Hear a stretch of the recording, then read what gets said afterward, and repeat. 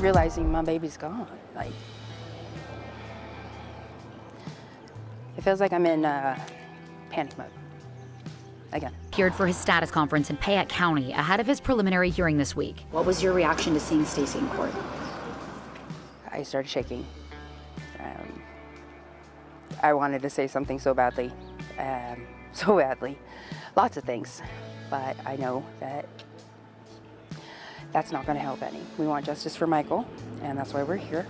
WONDRA. They're arrogant and they're dumb criminals, and they think that they're going to get away with this, and they're not. Hi, hello everyone. Welcome to the channel. I'm Cheryl. This is True Crime and Other Stuff. Thanks for being here.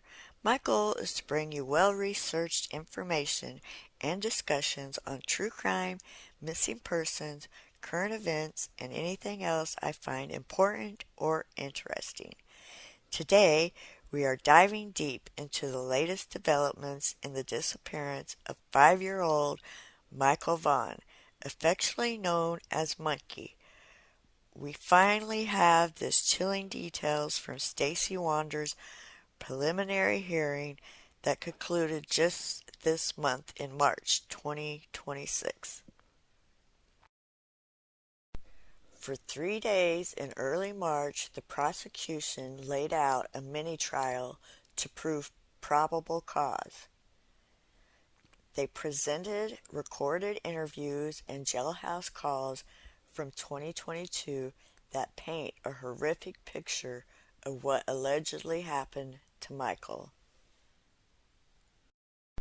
The defense argued that there is zero forensic evidence, no DNA, no remains, and no recovery of Michael, despite 5 cadaver dogs alerting to the WONDRA's backyard.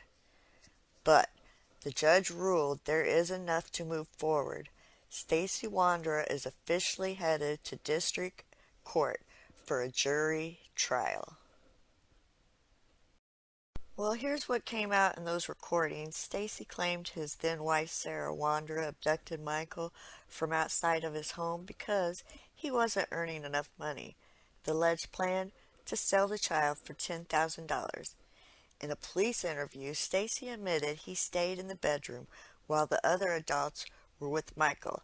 He told detectives he could hear the sound of duct tape being unrolled and Michael screaming, "I want my mom."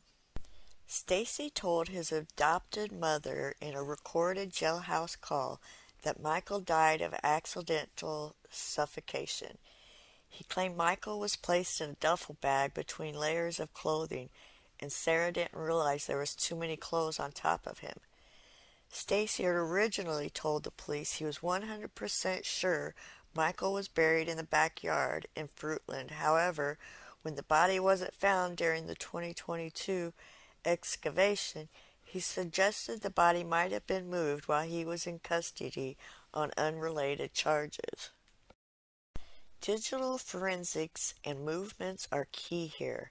Testimony revealed that the group sold their Lexus and their truck was eventually repossessed. Even more suspicious, Stacy admitted to destroying their phones and removing SIM cards because, in his own words, he didn't like to be fucking followed. Well, Stacy is facing charges of first-degree murder, second-degree kidnapping, and the destruction of evidence. His formal arraignment in District Court is set for April 15th, 2026. We are still waiting to see if the charges will be filed against Sarah Wondra or the 2 roommates who were also named as suspects back in 2022.